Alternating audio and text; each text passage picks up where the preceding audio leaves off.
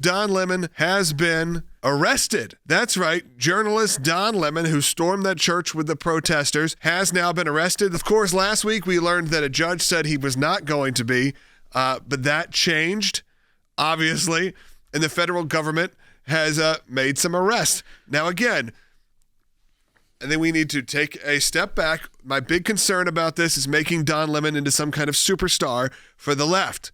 Because do I think Don Lemon, do I think he's a big threat to anyone? Yeah, likely not. In fact, I think he was a pretty irrelevant person, an irrelevant source of news, an irrelevant source of broadcasting for many years now. And he said, make me the next Jimmy Kimmel. Essentially, make me that martyr, if you will. And it looks like that is headed to happen. And that is my concern when something like this happens. Not the consequences shouldn't be appalled someone.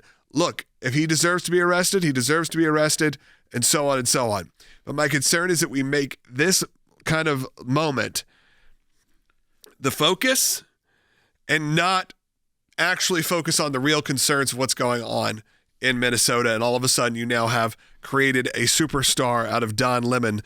Not something that I would like to happen, as he has not been very kind to us in the past, because I think this is absolutely what he wanted to happen. We now know the charges that Don Lemon has been charged with per the LA Times. Oh, hello. He is being charged with conspiracy to deprive rights and violation of the FACE Act.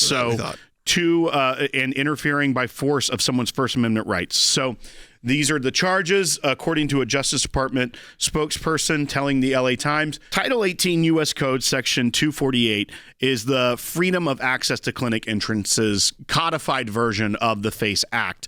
And what it says is the prohibited activities is whoever, and then you jump down to subsection 2, by force or threat of force or by physical obstruction, intentionally injures, intimidates, or interferes with, or attempts to injure, intimidate, or interfere with any person lawfully exercising or seeking to exercise the First Amendment right of religious freedom at a place of worship.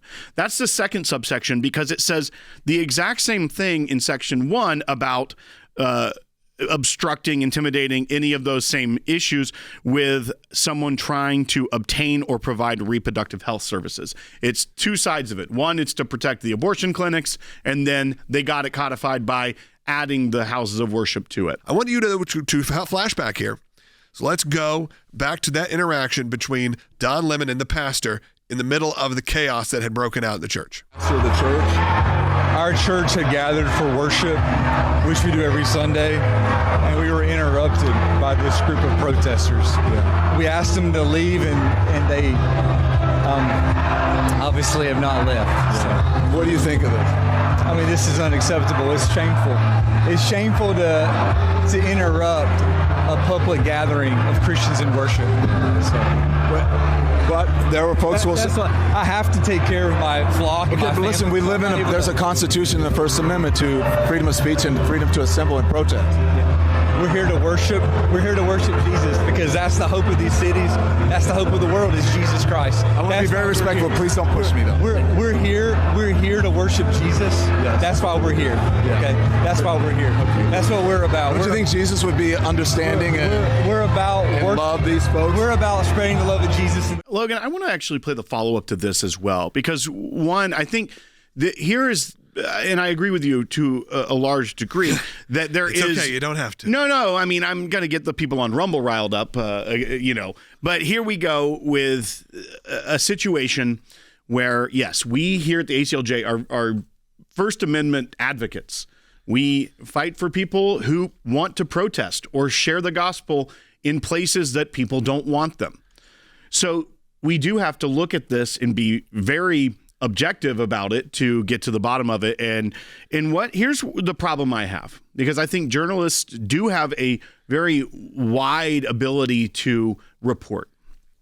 Here's the big problem I have, and I think where he may have problems as well. Obviously, a federal grand jury believed that there was probable cause to charge him. But in that bite, the pastor is trying to get away and he's saying, I need to go take care of my congregation, and Don Lemon won't let him go. And he's trying to give hand signals like, I need to go. And Don Lemon goes, please don't push me. already he is trying to keep the pastor there, which is interfering with the worship service. Sure, I can see that. He is actively engaged in. It's not like he's in the corner filming it unfold. And if he had just gone in and filmed, there probably is less of a case against him than what I see here. And I want to play this follow-up bite as well, because I think this also is where Don Lemon goes from being someone who is reporting to someone who is participating in and continuing it, because this is bite 3, and this is an important bite, still continuing after the pastor has said, I need to go take care of them. Don Lemon is still continuing to pepper him with questions. He's trying to be respectful of the pastor, but let's roll bite 3. Did you try to talk to them as a Christian? No one is willing to talk. Okay. I have to take care of my church and my family, so I asked if you actually would also leave this building. You don't want us to Unless you're here chronicle to what worship. happened? Unless you're here to worship. I'm always worship. I'm a Christian. We're here to worship. Yeah. We're here to worship. Okay. Thank you very much. I appreciate it. So that's one of the pastors of the church. So that bite there, the pastor directly asks him, I would ask that you would leave unless you are here to worship. And Don Lemon has a cute response of, I'm always worshiping. I'm a Christian. Yeah. No, you're not. You're not there to worship. You're not there to participate in the worship service. But Don Lemon doesn't leave. He continues to go and push his microphone in the faces of other congregants. He's there for 7 more minutes inside the building, and then decides to go outside. And then we have that famous look, oh, the kid is clearly, upset, is upsetting and traumatizing, which is the point. He is there as an activist. And yes, he may be documenting it, but he is, it's not just someone there documenting without a purpose and not engaged in. He is engaged in it the entire time. He does not leave when asked to respectfully by the pastor. It is not as if it was outside in an open area and someone said, leave our protest. It's like, well, no, I'm not going to. This is a continued disruption of the service that the pastor is trying to get under control and trying to ask people to leave. And the journalist here is refusing to also do so. And my concern will always be if this was, again, the other side of the story, if this was a conservative reporter or someone more on the right doing the same thing, would we feel the same? And maybe you would feel the same. And that's why I'm posing that question to you. Would you feel the same if that person happened to be on your side? I don't agree with anything Don Lemon did in this. I don't agree with really anything Don Lemon has ever done or will probably ever do. I didn't think he did a good job at CNN. I think he had a lot of personal issues at CNN that obviously came up. And then I think he has done a poor job of keeping himself relevant. I think about the interview he did with Elon Musk and how inappropriate I thought that was. Now, again, I have to, though, think critically and think legally and start thinking about what the ramifications are when there is a Democrat in the White House. And that is surely to happen in our lifetime. I mean, let's just look. The pendulum moves. It has our entire lives. It goes back and forth between Republicans and Democrats. And who has been the ones who have been censored the most over the last few years? It has been those on the right. And I do always have that tinge of going, but what if? I think what he did was wrong. I think what he did is disgusting. I don't like him at all. I don't like what he had to say. But there is a concern that I personally have, even though you said, yes, he's engaging. And I agree, he's engaging. I think he's completely inappropriate and off base, even as a journalist. Do I believe he's creating a federal crime?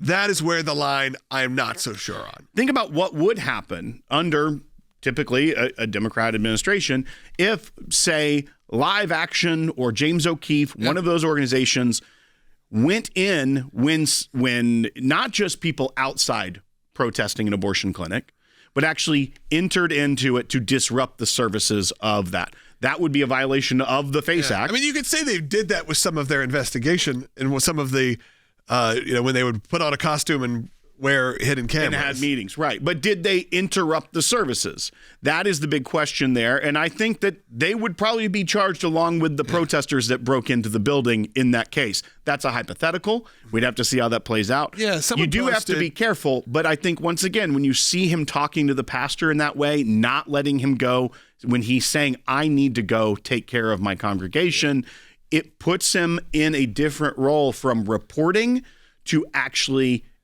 engaging in the activity of interfering with the worship service. Yeah, I mean, I see your point. I think it's blurry. We have a comment come and said, come on, Logan, a conservative reporter if they went into a leftist religious service, they'd be dragged off and jailed. That's probably correct. And I don't know, though, that that's good.